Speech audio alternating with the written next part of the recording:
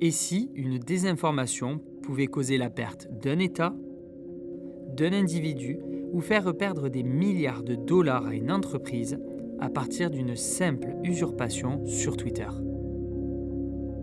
L'avènement d'Internet a permis à la désinformation d'entrer dans un nouveau paradigme en accédant à de nouveaux relais de diffusion qui confèrent ce caractère viral.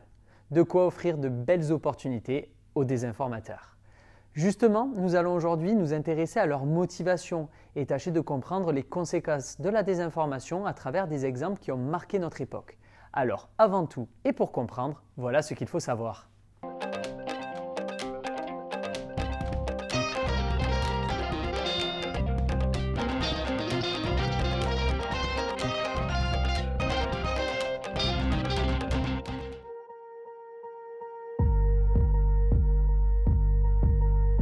La renommée de cette famille a émergé au XVIIIe siècle dans le quartier juif de Francfort.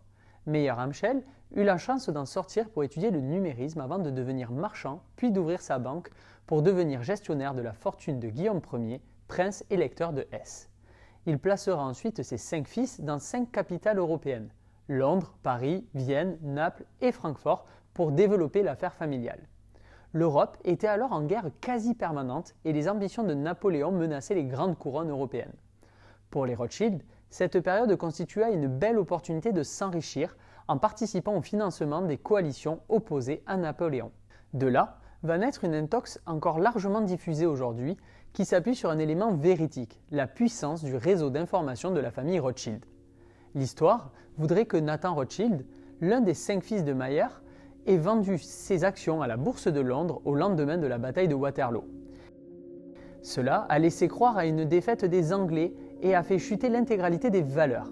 Cette habile manipulation lui aurait permis de racheter pour une bouchée de pain les actions et d'empocher un immense bénéfice.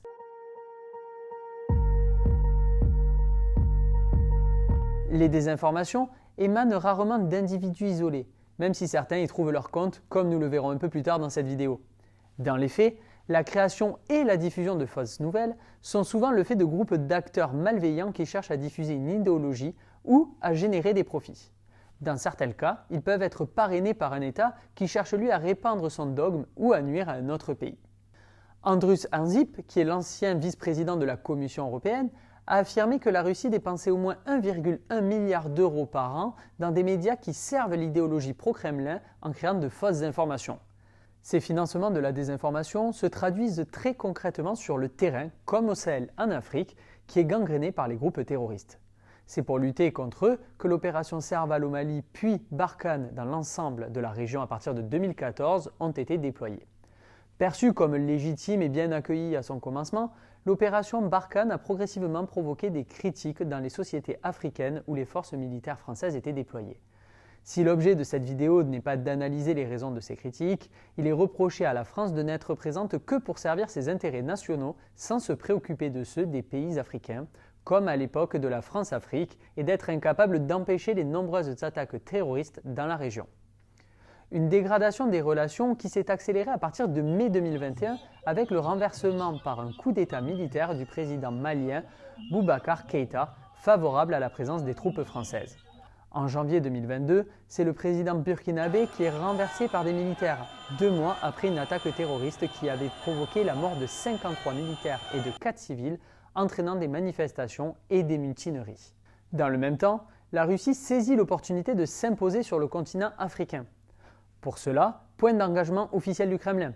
Les intérêts russes vont être défendus par le groupe Concorde de Yevgeny Prigojine qui a fondé et détient la milice privée Wagner, ainsi que Patriot, une armée de trolls et de bots qui diffusent de fausses informations, comme l'explique Pierre de Jong, ancien colonel des troupes de la marine et docteur en sciences politiques lors d'une conférence de l'IRIS. Le business model n'est pas bête. Ils disent un truc qui est pas bête en disant vous avez l'État islamique qui vous empêche d'avoir accès à vos ressources naturelles, les mines d'or, les mines de diamants, etc. Nous, ce qu'on fait, on y va avec Wagner, on zigouille tout le monde, on prend la mine. Alors, je fais un peu cash, hein, mais pour ça, ça peut se nuancer, bien évidemment. Hein. Mais globalement, c'est quand même un peu ça parce que le résultat est assez sanglant quand même, c'est le moins qu'on puisse dire. Au menu de la campagne de désinformation cuisinée par les Russes, des accusations basées sur des vidéos. Certains montrent des Français délivrant des armes aux djihadistes et d'autres des militaires qui détruisent des véhicules. Pour étayer ces vidéos, notamment diffusées sur Twitter, de nombreux témoignages de prisonniers djihadistes sont publiés. Or, toutes ces vidéos sont fausses. Dans le premier cas, elles émanent d'un reportage de l'agence de presse Associated Press de 2014 qui montrait des saisies d'armes réalisées par l'armée française. Dans le second cas, la vidéo provient bien de la mine burkinabèse de Percoan, sauf que cette mine est exploitée par une société canadienne et que les véhicules étaient destinés à la destruction.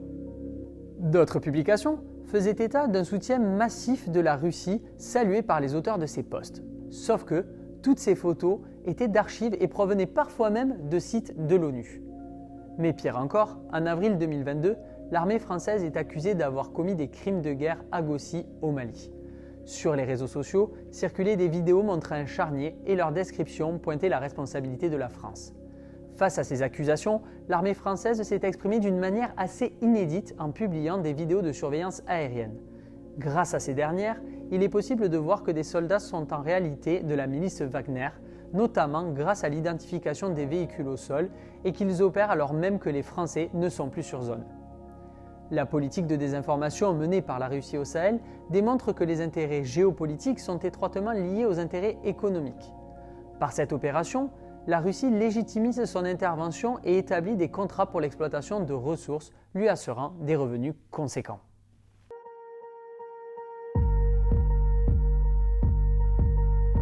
Mais alors, comment les désinformateurs s'enrichissent-ils ? Si des motivations géopolitiques ou militantes peuvent être à l'origine des campagnes de désinformation, il est primordial de ne pas éluder les motivations économiques des désinformateurs. En dehors des jeux géopolitiques, des acteurs bien moins puissants parviennent à tirer des bénéfices conséquents de la désinformation. Comme nous l'avons évoqué précédemment, l'émergence du numérique offre de nouveaux canaux de communication et les journalistes ont perdu ce que nous pouvons appeler leur monopole de la diffusion de l'information. Le business de la désinformation a trouvé dans cette situation de nouveaux modèles économiques que nous allons illustrer à travers quelques exemples. La campagne présidentielle américaine de 2016 en est un exemple de ce phénomène. Pour rappel, Donald Trump, alors candidat à perte de vitesse, avait affirmé lors d'un meeting à Columbus, dans l'Ohio, qu'il avait peur que l'élection soit truquée, laissant entendre que la candidate démocrate Hillary Clinton truquait cette élection. Après cette déclaration, il avait affirmé qu'il ouït dire qu'il existait des preuves de cette prétendue fraude. Face à ce discours et à la ferveur des partisans, un jeune diplômé prénommé Cameron Harris, ayant besoin d'argent, eut l'idée de fabriquer de toutes pièces un article corroborant ce discours nommé « Breaking » des dizaines de milliers de votes frauduleux de Clinton trouvés dans un entrepôt de l'Ohio. Dans ce papier, il était allégué qu'un ouvrier fictif, Randall Prince, avait découvert des milliers de bulletins pré-remplis en faveur de la candidate démocrate. La toile s'était alors emballée. En à peine quelques jours, son article a été repartagé plus de 6 millions de fois et est devenu totalement viral. Le site où était publié l'article diffusait des annonces via une des principales régies publicitaires en ligne et a enregistré des milliers de visites quotidiennes. À la clé de ce succès, 5 000 $ de revenus publicitaires pour ce seul article et 22 000 $ de gains sur l'ensemble de la campagne. Pourtant, nous pouvons relativiser ces gains. Le site de désinformation conservateur, The Gateway Pundit, a été créé en 2004 et a empoché en moyenne 200 000 $ de revenus publicitaires mensuels. La décision de Google de suspendre la publicité sur ce site, justement à cause de toutes les intox qui y circulaient, n'a pas ravi son fondateur, Jim Hoft, qui affirme lutter pour la liberté d'expression. Dans une interview, il assure notamment qu'ici, les gens peuvent faire ce qu'ils veulent et que ce n'est pas un crétin de Google qui va les faire taire. Et en effet, après plusieurs reportages journalistiques ayant pointé le caractère mensonger des contenus diffusés sur ce site, Google l'a radié de son programme d'annonces. D'ailleurs, la désinformation sur les réseaux sociaux peut être bien plus axée sur la finance. La technique du pump and dump, ou pompage et abattage en bon français, est assez courante. Pour simplifier, un groupe d'individus repère une action souvent de faible capitalisation. La première étape consiste à encenser cette entreprise, un dépôt de brevet qui va révolutionner le secteur, la sortie d'un produit miracle ou des résultats financiers exceptionnels à venir. Toutes les rumeurs sont bonnes à diffuser du moment qu'elles dopent le cours de l'action. Pour l'y aider, des armées de bots sont déployées. Une fois que celui-ci amorce son ascension, des investisseurs opportunistes vont s'y positionner, accélérant encore plus le processus. Et c'est à ce moment précis que les manipulateurs décident de vendre massivement leurs titres, retirant d'énormes bénéfices. J'espère que cette vidéo vous aura donné les clés pour comprendre les enjeux liés à la manipulation de l'information. Je vous invite bien sûr à vous abonner pour ne manquer aucune de nos vidéos et j'en profite pour vous rappeler que notre rédaction décrypte les sujets chauds d'actualité chaque semaine dans notre podcast Le Débrift qui est disponible sur toutes les plateformes d'écoute. Quant à moi, je vous donne rendez-vous pour le prochain épisode de cette série.